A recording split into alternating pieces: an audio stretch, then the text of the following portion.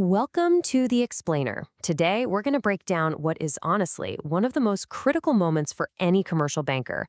I'm talking about that very first conversation with a potential borrower. Okay, so picture this. A potential new client is sitting right across from you. They need financing. The opportunity feels real, right? But you know the risk is just as real. This one meeting, it can be the start of a fantastic partnership or, well, a future problem loan. You can just feel that pressure mounting. And this right here, this is the single most important idea that's got to guide you. Look, it's not just about intuition or some gut feeling. I mean, that plays a part, sure. But sound lending, it's built on a foundation of sound information. And you start gathering that systematically from the very first minute.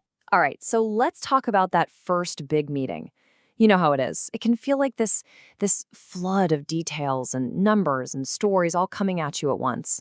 It's so easy to get lost in all that noise and then walk away without the key stuff you actually need to make a smart decision. You know, right from that first meeting, there are really two paths you can go down.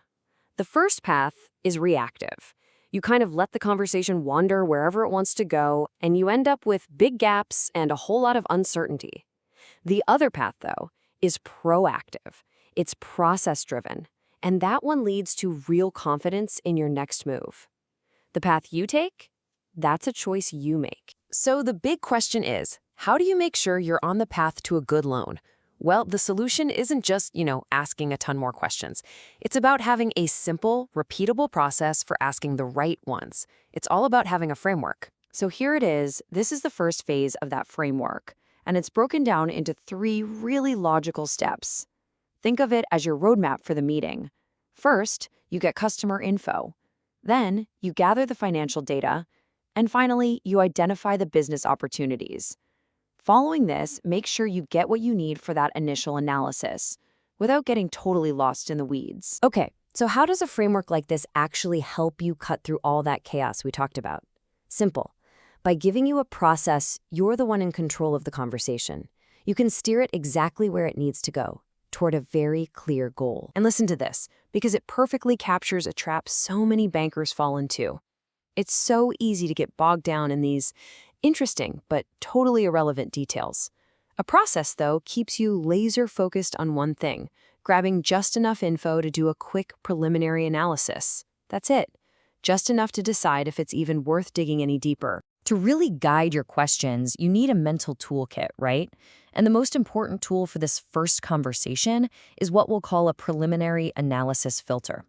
Just think of it like a quick screen you can run any loan request through the second it hits your desk. What this filter does is it takes that one big, scary question, should we lend them the money? And it breaks it down into 4 much simpler, much more manageable parts. So let's walk through each one. First up, loan purpose. You have to nail down the fundamental why behind the request. I mean, is a manufacturing client buying a new machine to grow and increase their capacity? Or are they trying to borrow money just to cover a payroll shortfall because their cash flow is a mess? See the difference? That purpose tells you so much about the real health and direction of the business. Next up, legality. Now, this might seem super obvious, but you'd be surprised. It's an absolutely critical, totally non-negotiable checkpoint. Is the business itself legal? Is what they want the money for illegal? This is a bright red line. If the answer to either of those is no, the conversation is over. Period. Full stop. Okay, third is loan policy. This one is all about protecting your institution, your bank. Does this deal actually fit within your bank's own established risk appetite? Does it follow the lending guidelines? And if it's an outlier, is there a really compelling, totally justifiable reason to even think about making an exception? And the final check is just reasonableness. Think of this as your first gut check, your sanity check. Does the story they're telling you actually make sense? Is the amount of money they're asking for realistic for what they say they need it for? It's really just a high-level assessment. Does this whole thing pass the basic common sense test? Now, let's be super clear. By answering these 4 questions, you are not approving the loan, not even close. The goal of this first phase is way, way simpler. You're just making a confident, informed decision about whether it's worth investing any more of your valuable time and the bank's resources into a full-blown analysis. So let's zoom out and see where this fits into the bigger picture, the whole credit life cycle. Your preliminary analysis work, that happens right here, smack in the middle of the investigation stage.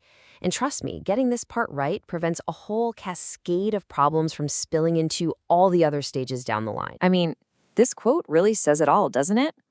The quality of your entire lending career, it's built on the foundation you lay in these first conversations.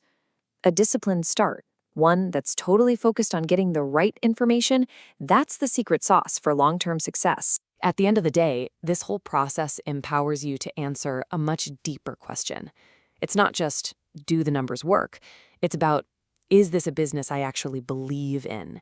Is this a management team I can trust? Is this a story that I want my bank to be a part of? So yeah, you're asking, is it a good loan? But just as important, you're asking, is this going to be a good partnership?